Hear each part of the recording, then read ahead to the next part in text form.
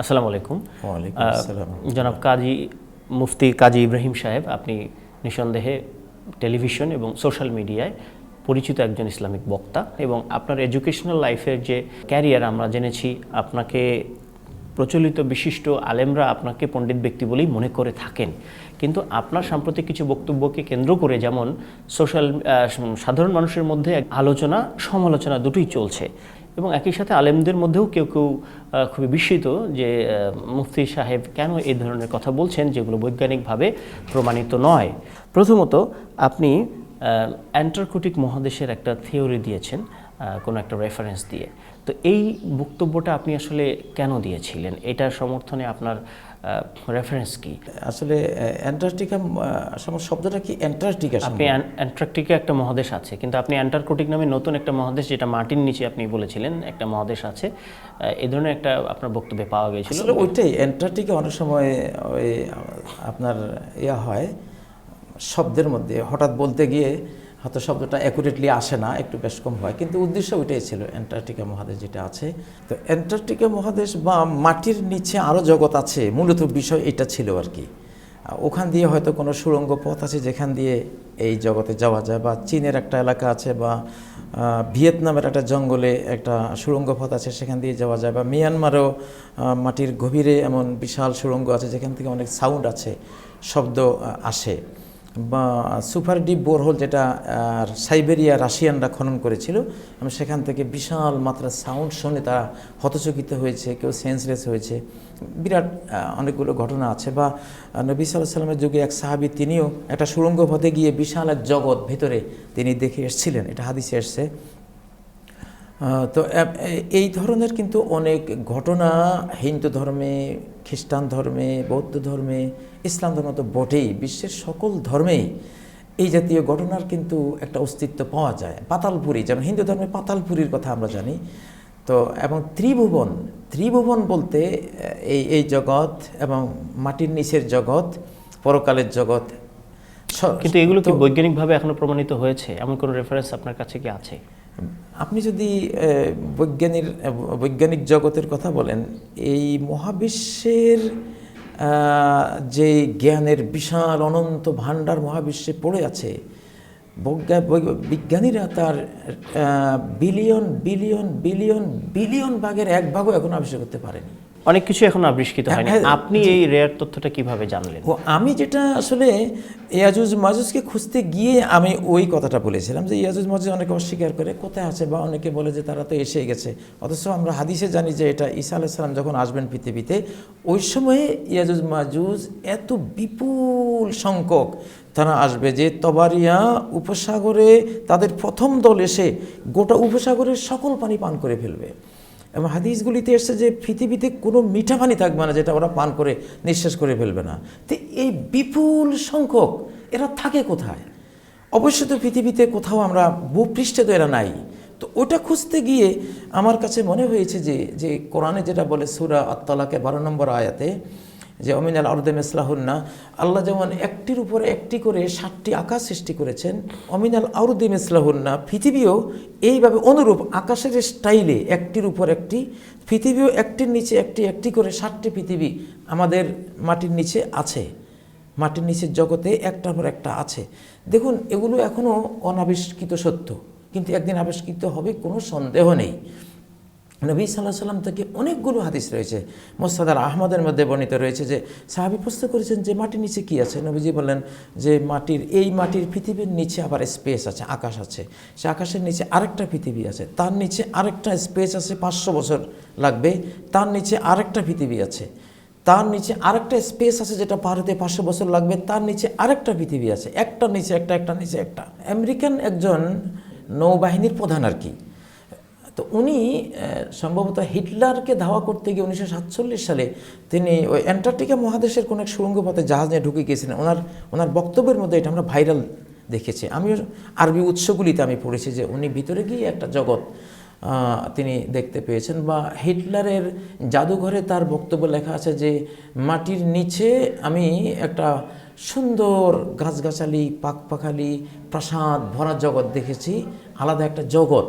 এটা হিটলারের বক্তব্য কিন্তু সে লিখে গেছে। বুঝতে পেরেছি। তো কোরআন হাদিসের মধ্যেও কিন্তু এবং সকল ধর্মের বক্তব্যের মধ্যে মাটির নিচের জগৎ সম্বন্ধে কথা আছে, বিজ্ঞানীরা হয়তো সামনে খুঁজে পাবে।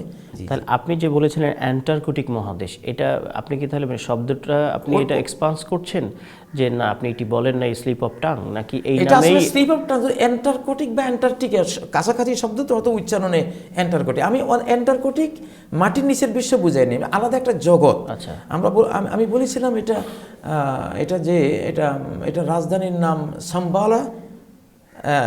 এটার নিচে নবী সাল্লাল্লাহু আলাইহি সাল্লাম বলেছেন যে এখানে আল্লাহর সৃষ্টি আছে।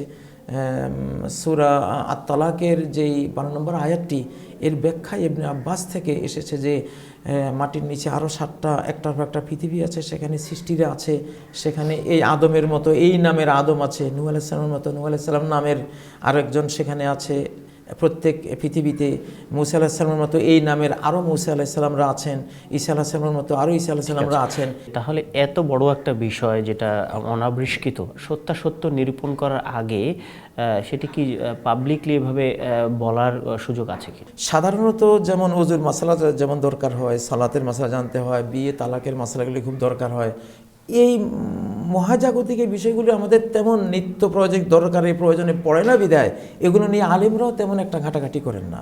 যাদের কিউরিয়াসিটি আছে, যারা জানতে চায়, তারা কিন্তু এগুলো জানার চেষ্টা করে, তারা এগুলো বলে। পরবর্তী প্রশ্নে যাই আমরা। করোনা ভাইরাসের শুরু থেকেই আপনি এই ব্যাপারে আপনার বক্তব্য বিবৃতির মাধ্যমে জনগণকে বিভিন্ন বার্তা দেওয়ার চেষ্টা করেছেন। তার মধ্যে আপনি ইতালির যুবক মামুন মারুফের একটা স্বপ্ন আপনি শেয়ার করেছিলেন আপনার শ্রোতাদের সাথে। আপনি শুরুতে বলেছিলেন যে এটি মামুন মারুফের স্বপ্ন। আরেকটি স্বপ্নযোগে যখন মামুন মারুফ একটা সূত্র পেলেন করোনাকে মোকাবেলার জন্য, 1.Q7+6 = 13, এইটার সমর্থনে আপনি যেটি বলেছেন যে কোরআন হাদিসের আলোকেই আপনি এই সূত্রটা মিলিয়েছেন।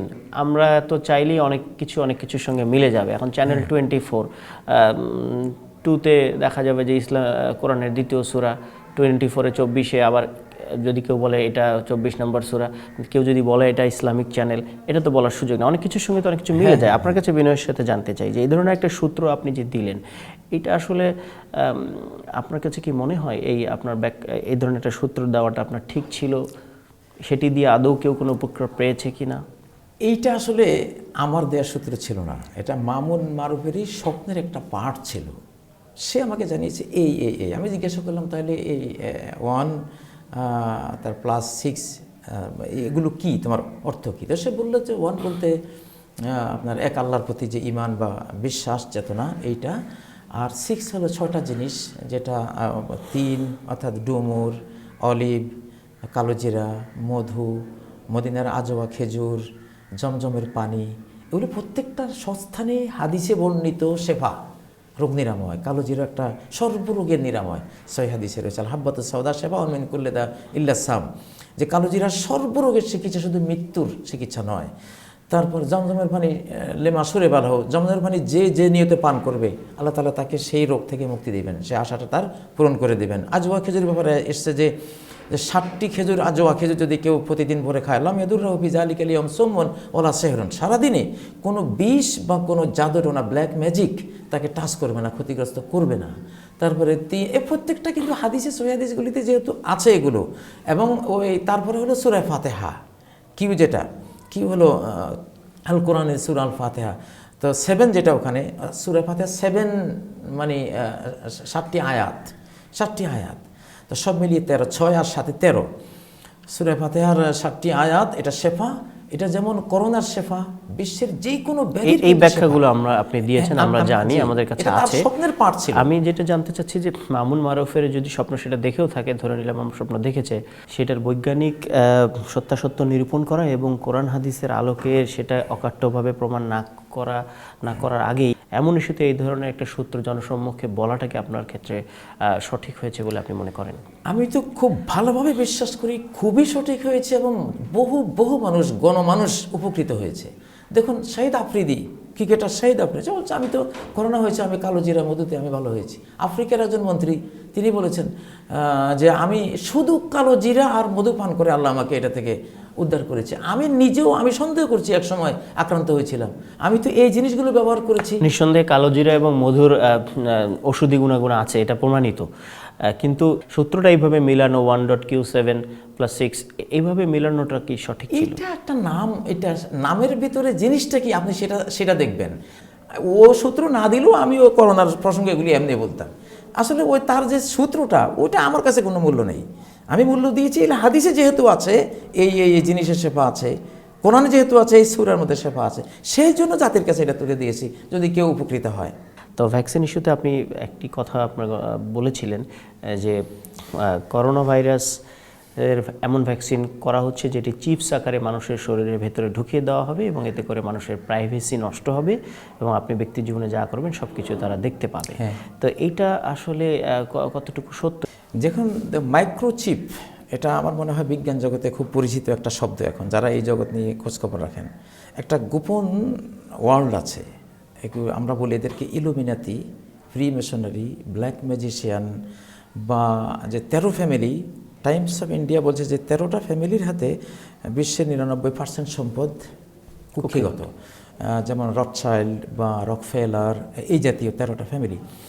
তো এরাই বর্তমান বিশ্বটাকে লিড দিচ্ছে গোপনে থেকে, এরা প্রকাশ্যে আসে না। আমরা সন্দেহ করি এদের সাথে মূল দাজ্জালেরও সম্পর্ক থাকতে পারে, আল্লাহু আলাম।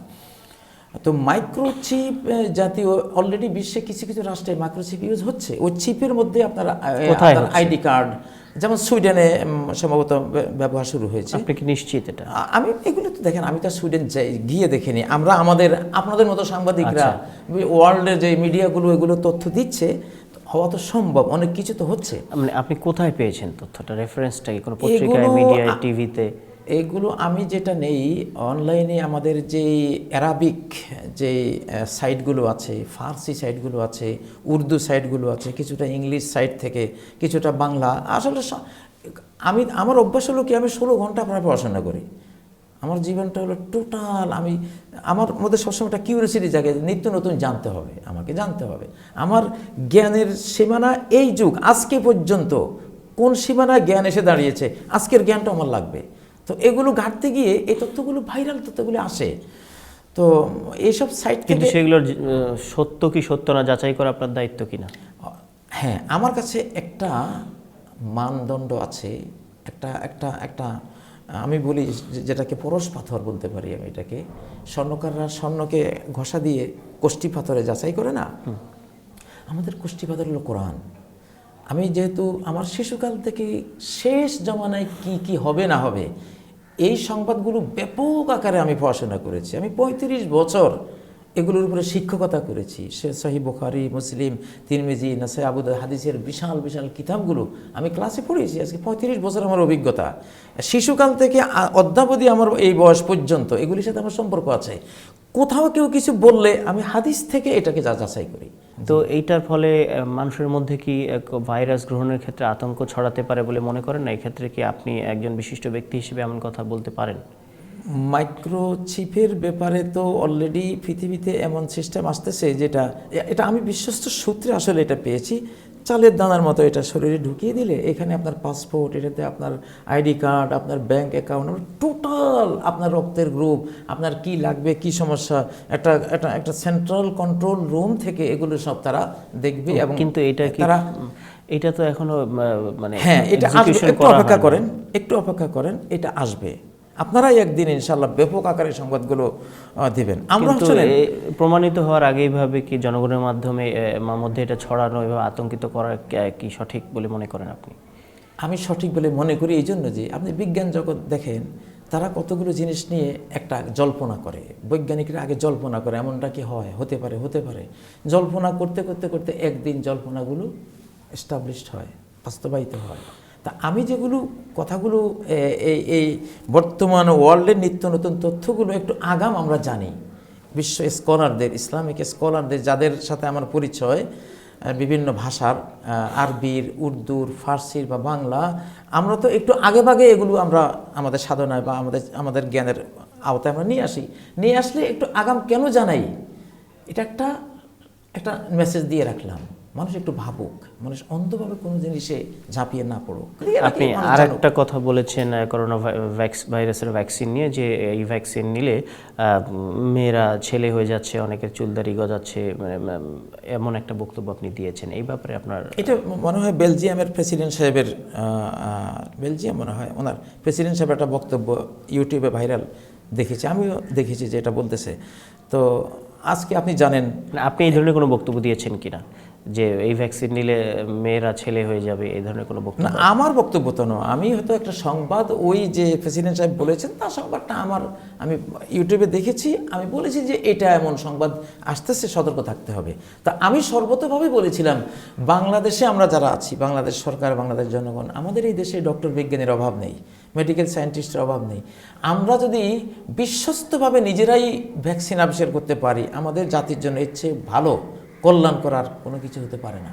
দেখুন, বরফের নিচে স্লিপিং সেল, আজ থেকে হাজার হাজার বছর আগে যেমন অ্যানথ্রাক্সের জীবাণু বা বিভিন্ন ভয়াবহ রোগের জীবাণু, বরফের নিচে যে প্রাণীগুলো চাপা পড়ে আছে, জীবাণুগুলো, ভাইরাসগুলো কিন্তু সুপ্ত স্লিপিং অবস্থায় আছে এখনও।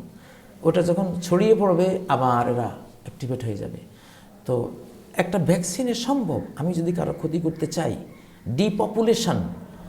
আপনি দেখেন, আমাদের কাছে যেই তথ্য আছে যে একটি হাদিস আবু নোয়াইমের, কিয়ামতের আগে বিশ্ব জনসংখ্যার 1/3 হত্যা করা হবে, 1/3 মারা পড়বে, 1/3 বেঁচে থাকবে। ইয়ক্তালু সুলুস ওয়ামুতু সুলুস ওয়াবকা সুলুস, 2/3 টোটাল বিশ্ব জনসংখ্যার মারবে। আপনার বিশ্ব জনসংখ্যা যদি 850 কোটি হয়, এখানে প্রায় 550 কোটি সামথিং চলে যাবে। কিভাবে চলে যাবে? আমরা এগুলি ভাবি, আমরা চিন্তা করি। তো এই চিন্তা থেকেই আমরা আগাম একটু সতর্কী করার এই ভূমিকা। তবে তথ্যগুলো আরো সঠিক হওয়া দরকার না এমন সেনসিটিভ ইস্যুতে বলার আগে? দেখেন, প্রথম যে কোনো বিজ্ঞান জগতে, কোন বিজ্ঞান জগতের কোন তথ্যগুলি শুরুতেই খুব পরিমার্জিত চূড়ান্ত ফলাফল প্রাপ্ত হয়েছিল? গ্যালিলিওর মতো লোক কত মার খেয়েছেন জেলখানায়, যে সূর্য ঘুরে না পৃথিবী ঘুরে, এই তত্ত্বগুলো দিতে গিয়ে গ্যালিলিওর মতো বিজ্ঞানী এবং তার যুগের সকল বিজ্ঞানীরা তারা গির্জার হাতে মার খেয়েছে। কিন্তু আজকে তো ওদেরটাই সত্য হয়েছে। তখন তো এগুলি মানুষ বুঝে নেই। যে কোনো একটা জ্ঞানের গভীর জিনিস প্রথম যারা বলে, এরা কিছু ঝুঁকিতে পড়ে। এবার আপনার কাছে জানতে চাই, আপনি খুব সম্প্রতি কিছুদিন আগে বলেছেন যে ফাইজার ভ্যাকসিন নিয়ে, করোনা ভাইরাসের। তো আপনি যেটি তথ্য দিয়েছেন যে ফাইজার ভ্যাকসিন মূলত তুরস্কের কোনো একটা কিশোর বা যুবক সে আবিষ্কার, তুরস্কের মূল নাগরিকতা আছে, সে আবিষ্কার করেছে, কিন্তু সে মুসলমান বিধায় তার নাম প্রকাশ করা হচ্ছে না। এই তথ্যটা আসলে কতটুকু সঠিক? রেডিও আবিষ্কারের মূল মানুষটাকে একজন বাঙালি হিন্দু ভদ্রলোক, তাই না? কিন্তু চুরি হয়ে গেছে, মার্কনির নামে প্রচার হয়ে গেছে। আমাদের মুসলিম বিশ্বের বিজ্ঞানের সকল সূত্র, এগুলো অমুসলিমরা আমাদের ইসলামী সাম্রাজ্য খেলাফত হারিয়ে যাওয়ার পরে তাদের হাতে চলে গেছে। তারা নাম পাল্টে ইবনে রুশদকে নাম দিয়েছে এবেরস। কেউ চিনেন এবেরস কি? আমাদের জাবের ইবনে হাইয়ানকে নাম দিয়েছে এলজেব্রা। ইবনে সিনাকে নাম দিয়েছে কি জানি এবেসিনা, এই জাতীয়। মানে সব কিছু চেঞ্জ করে তারা তাদের নামে কিন্তু প্রচার করেছে। এটা আমরা জানি। মেধাসত্ব চর্যবৃত্তি করা, এটা সারা বিশ্বের একটা খুব বহুল আলোচিত এবং জানাশোনা একটা জিনিস। আমি একটা জার্মান চ্যানেল দেখেছি, সেখানে বলেছে যে আজকের বিজ্ঞান জগৎ মুসলিম উম্মা থেকে প্রাপ্ত জ্ঞান বিজ্ঞানের যত সূত্র, এসব সূত্র তাদের থেকে চুরি করে ইউরোপ সেই চুরি করা জ্ঞান বিজ্ঞানের উপরে তারা দাঁড়িয়েছে, কিন্তু স্বীকার করে না। আজকে সময় এসেছে এগুলো স্বীকার করার। এখন ফাইজার ভ্যাকসিনটা কি মানে তুরস্কের কেউ তৈরি করেছে বলে আপনি মনে করেন? আমার কাছে যতটুকু আসলে শুনেন, আমরা যখন ওয়াজ মাহফিলে কথা বলি, সময় থাকে সামান্য একটা প্রশ্ন করে, একটা চলমান, আমি একদিকে যাচ্ছি, একজনের প্রশ্ন করলো, আমি রওনা পথে, চলমান পথে একটা উত্তর দিয়ে গেলাম। এগুলিতে তো অত সময়ও থাকে না, লম্বা টাইমেও এখানে দেয়া যায় না, কারণ পাবলিক অত সময় অপেক্ষা করে না, থাকতে পারে না। তো ওই সব মাহফিলের কথাকে ভাইরাল হওয়ার কারণে আজকাল এই সমস্যাগুলি তৈরি হচ্ছে। ওটা আমি যতটুকু জানি, ওই ভ্যাকসিনটা যিনি আবিষ্কার করেছেন জার্মানিতে থাকেন, কিন্তু তার মূল বেসিকটা হলো টার্কি, তুরস্কের, কিন্তু সেটার কোনো প্রচার নাই। কারণ কি, অমুসলিমরা, মুসলিমদের মধ্যে কোনো টেরোরিস্ট যদি ধরা পড়ে, তখন বলবে যে হ্যাঁ এটা মুসলিম। আপনি জানেন এটা সারা ওয়ার্ল্ডে প্রচার পাবে। মুসলিমদের বিজ্ঞান জগতের এই যে ধরেন আপেল একটা পড়ে গেছে, সেখান থেকে মাধ্যাকর্ষণ শক্তির আবিষ্কার হয়েছে নিউটনের। কিন্তু আমরা জানি নিউটনেরও 500 বছর আগে একজন মুসলিম লেখক এই মাধ্যাকর্ষণ শক্তির কথা তার বইতে লিখে গেছেন। এখন আপনার কোন লেখক বা কোন বইতে, এটাকে আপনি মনে পড়তে পারেন? এখন শুনেন, এগুলো আমরা হাজার হাজার তথ্য জীবনে জড়ো করি, এগুলো কেউ সার্চ করলে কিন্তু সে এটা পেয়ে যাবে এখনকার জগতে যে মুসলিম কোন বিজ্ঞানী এই বিষয়ে কথা বলেছেন। বরং আমি যদি বলি, কোরআনে কারিমে একটি আয়াত রয়েছে যে আলাম নাজআলিল আরদা কিফায়াতা, আমি কি পৃথিবীকে এমন করিনি যে সব জিনিসকে সে জড়ো করে নিজের মাঝে। আহিয়াআন ওয়া আমওয়াতা, তোমাদের জীবিত মৃত উভয় অবস্থায় সে তোমাদেরকে সেখানে আঁটোসাঁটো করে, মানে তোমাদেরকে আকর্ষণ করে নিজের মধ্যে ধরে রাখে, কিফাত। তো সেখানেও কিন্তু এই সূত্রের প্রতি ইঙ্গিত আমরা কোরআনে দেখতে পাই। আপনি সবশেষ আপনার যে বক্তব্যটি সোশ্যাল মিডিয়া দেখা যাচ্ছে, যেটি নিয়ে অনেকেই হাস্যরস করছেন, আপনি রক্তের গ্রুপ নিয়ে একটা থিওরি দিয়েছেন, তত্ত্ব দিয়েছেন যে যারা ও পজিটিভ এবং বি পজিটিভ রক্তের গ্রুপ যাদের, এই ধরনের ব্যক্তিরা বেশিরভাগ আখিরাতমুখী হয়, ধর্মপ্রাণ হয়, তার থেকে একটু কম হচ্ছে যারা এ পজিটিভ বা অন্যান্য। তো এই রক্তের গ্রুপের সঙ্গে আসলে এই আখিরাতমুখী হওয়ার সম্পর্কটা কি? জি, রক্তের গ্রুপের সাথে বা অঞ্চল ভেদে মাটি জলবায়ুর সাথে, মানুষের বংশধারার সাথে পরকালমুখীদের একটা সম্পর্ক, এটা কোরআন সুন্নাহয় স্বীকৃত। এটা যেমন নবীজির কাছে ইয়ামানবাসীরা এসেছিল, আমাদের শাহজালাল ইয়ামানি 360 আউলিয়া নিয়ে যিনি এসেছিলেন, ইনিও কিন্তু ইয়ামানের। তো ইয়ামানবাসীরা আসার পরে নবী সাল্লাল্লাহু আলাইহি ওয়াসাল্লাম কি বললেন, এটা সহি বুখারী, সহি মুসলিম ঈমান অধ্যায়ের হাদিস, যে যা আহলুল ইয়ামানবাসীরা তোমাদের কাছে এসেছে। এরা কেমন লোক জানো? হুম আরাক্কু আফইদাতান, এদের হৃদয়গুলো খুব কোমল, আলিয়ান কুলুবান, মনগুলো খুবই সফট এবং দুর্বল প্রকৃতির মন, মানে যে কোনো মানুষকে দয়ালু প্রকৃতির। তো আল ঈমান ইয়ামানিন, ঈমান জিনিসটাই হলো যেন ইয়ামানে তৈরি একটা জিনিস। এতটা ইয়ামানবাসীরা ঈমানকে গ্রহণ করে, তাদের সেই ভৌগোলিক সীমারেখা, জলবায়ু, তাদের সেই নৃতত্ত্ব বিজ্ঞান, তাদের নৃতাত্ত্বিক বৈশিষ্ট্যের কারণে তারা ঈমানকে এমনভাবে গ্রহণ করে, আল ঈমান ও ইয়ামানিন। যেমন আমরা বলি এটা made in America, made in Bangladesh বলি না, নবীজি কি বলছেন? আল ঈমান ও ইয়ামানিন, ঈমানটাই যেন মেড ইন ইয়ামান। অলফেক্ষ ইয়ামানিন, ইসলামের যেই সূক্ষ্ম বুঝ জ্ঞান কোরআন সুন্নাহর, এটাও যেন মেড ইন ইয়ামান। অল হেকমত ইয়ামানিয়া, উইজডম বা কৌশল জ্ঞান বিজ্ঞান, এটাও যেন মেড ইন ইয়ামান। এতটা এদের মধ্যে এটা পাওয়া যায়। আচ্ছা, এটা হলো বিশ্বের অন্য কোনো অঞ্চলে আপনি এতটা ধার্মিকতা এখন এটা আপনি পাবেন না। এমন অনেককেই তো পাওয়া যাবে ও পজিটিভ এ পজিটিভ ধারী, যারা নাকি 10টা খুনের আসামি হয়ে জেলখানায় আছেন। মানে রক্তের গ্রুপকে কেন্দ্র করে বেশি পরহেজগার হওয়া বা ধর্মপ্রাণ হওয়ার সপক্ষে কি কোনো ধরনের গবেষণা আছে? মানে দেশে বিদেশে কোথাও গবেষণা হয়েছে এরকম, বা কোনো জরিপ হয়েছে?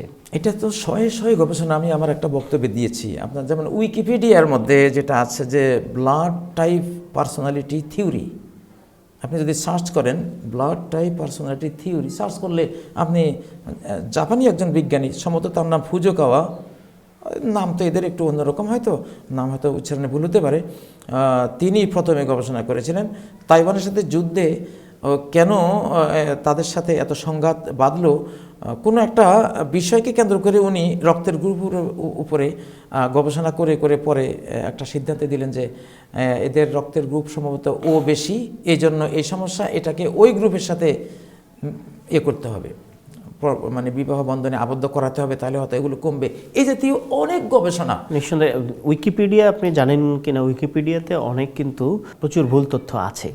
এই জন্য কোনো গবেষণার উপর কোনো তথ্য দিতে গেলে, বিশেষ করে সেন্সিটিভ ইস্যুতে যেটা খুব জরুরি মনে করা হয় যে সেই গবেষণা বা সেই রিসার্চ পেপারটা একটু পড়ে দেখা, আসলে এই গবেষণাপত্রে কী ছিল, গুগল করলে এগুলো হয়তো পাওয়া যায়। তো সেই গবেষণাপত্রটা না পড়ে শুধু উইকিপিডিয়ার উপর নির্ভর করে একটা তথ্য দেওয়াটা আসলে সঠিক মনে করেন আপনি? এই যে আপনি বললেন এটা না পড়ে তথ্য দেয়া, মোটেও আমি না পড়ে দেইনি। আমি বহুবার এগুলো পড়েছি। আমি পড়েছি আমার আরবি উৎস থেকে, আমাদের আরবি ভাষা এগুলো সব কিন্তু সাথে সাথে এগুলো ট্রান্সলেট হয়। আমি দেখিয়েছি কালকে আমার আইপ্যাড থেকে, আমি প্রায় 20টার মতো সাইট এবং যে শিরোনামে এই তথ্যগুলো দেওয়া আছে, একেবারে আপনি যেমন তাআররাফ আলা শাখসিয়াতিক মিন খেলাল ফাসিলাতে দামিক, তোমার রক্ত গ্রুপ থেকে তোমার গুণবৈশিষ্ট্য কী আছে তুমি এটা জানো। আমি অনেকগুলো কিন্তু অলরেডি মিডিয়া দিয়ে দিয়েছি যে আপনারা এই সাইটে ক্লিক করেন, আপনারা সার্চ করেন, আপনারা খুঁজে পাবেন। তো আমি মোটিভ স্টাডি না করে এটা দেইনি, আর এটা দিয়েছি এই জন্য যে মানুষের নৃতত্ত্ব বিজ্ঞানে একটা ভৌগোলিক অবস্থান, বংশগত অবস্থান, এগুলির কারণে এই জাতীয় তারতম্য থাকে। এটা স্বীকৃত, এটা দোষের না, এটা দোষের না। আমার মধ্যে ধর্মীয় ভাব বেশি আছে তাই বলে আমি অহংকার করব না। আমার মধ্যে ভাব কমও থাকতে পারে, আমি কোরআন সুন্নাহর জ্ঞান দিয়ে এটাকে পুষিয়ে নেব। নবীজি বলেছেন যে আদমকে এক মুঠি মাটি থেকে আল্লাহ সৃষ্টি করেছেন সারা বিশ্ব থেকে। তো মাটি যেহেতু সাদা হয়, মাটি লাল হয়, মাটি কালো হয়, ধূসর হয়, মাটি রুক্ষ হয়, মাটি খুব কোমল হয়, মাটি যত প্রকারের ফাজাআবানু আদম আলা কাদারিল আরদি, মাটির যত প্রকার সেই প্রকার ভেদ নিয়েই মানুষও পৃথিবীতে এসছে। মিনহুল আবিয়াদ, কাউকে দেখবেন ফর্সা, কেন ফর্সা হয়েছে? মাটির প্রভাব। অল আহমার, কেউ লাল, কেন লাল হয়েছে? মাটির প্রভাব। অল আসওয়াদ, কেউ কৃষ্ণাঙ্গ, কেন কৃষ্ণাঙ্গ হয়েছে? মাটি, কৃষ্ণ মাটি আছে, সে কৃষ্ণ হয়েছে। আবার মাঝামাঝি কালারের কেন হয়েছে? ধূসর বর্ণের মাটি আছে, এখন রক্তের গ্রুপ বলেন, মাটির গ্রুপ সঙ্গে ধর্মের মানে পরস্পর হওয়ার সম্পর্ক কি কোরআন কোনোভাবে সমর্থন করে এই ধরনের? আমি যে হাদিসগুলো বলতেছি এগুলো তো ওইটাই ফিরি যে মাটির প্রভাবে যদি আপনি প্রভাবান্বিত হয়ে যে আপনি খুব আপনি সুমিষ্টভাষী হন বা রুক্ষ মেজাজের হন মাটির প্রভাবের কারণে, আল খবিসু অত্যায়্যিব, মাটির কারণে কেউ খুব পবিত্র ধরনের হয়, কেউ অপবিত্র ধরনের হয়। এই যে আপনি যে ধরনের নতুন নতুন বিষয়গুলো অবতারণা করেছেন, বৈজ্ঞানিক অনেক তথ্য উপাত্ত দিয়েছেন যেগুলো মানুষের মধ্যে এক ধরনের বিভ্রান্তি সৃষ্টি করেছে বলে ফেসবুক ইউজাররা মনে করছেন, তো এখন এই ধরনের এই প্রচলিত কথাবার্তার বাইরে এসে আপনি বৈজ্ঞানিক বিষয় নিয়ে, করোনা ভাইরাসের মতো সেন্সিটিভ বিষয় নিয়ে, ভ্যাকসিন নিয়ে একেবারে ভিন্নধর্মী কতগুলো বিষয়ের অবতারণা করছেন। এগুলো আসলে কেন করছেন আপনি? আপনার কিছু কি মনে হচ্ছে না যে এগুলো বিতর্ক সৃষ্টি করছে, এগুলো থেকে বেরিয়ে আসার প্রয়োজন? মানুষের মধ্যে কিছু মানুষ থাকে, তাদের অনেক কিউরিসিটি থাকে, তারা একটা জিনিস আবিষ্কার করতে চায়, জানতে চায়। ডক্টর শহীদুল্লাহ তার আত্মজীবনটা আমি পড়েছি, তার বাড়ির পাশে বিশাল একটা দিঘি ছিল। সবাই বলে এখানে ভিতরে জানি কি আছে, জিন ভূত ধরে নিয়ে যায়, টেনে নিয়ে যায়, কেউ ভয়ে এখানে সাঁতার কাটে না, পুকুরে নামেই না কেউ। সেই ডক্টর শহীদুল্লাহ উনি বললেন যে আমি একদিন রাতের গভীরে সবাই যখন ঘুমিয়ে আমি ওই দিঘির এই পাড় থেকে সাঁতার কাটতে কাটতে ওই পাড়ে গেলাম, কই আমার তো কিছুই হলো না। আচ্ছা, উনি কেন এটা করেছেন? ওনাকে তো কোনো স্কুল থেকে দায়িত্ব দেওয়া হয়নি যে আপনি একটু এটা হলো মানুষের ব্রেইনটা হলো একটা সার্চ ইঞ্জিন।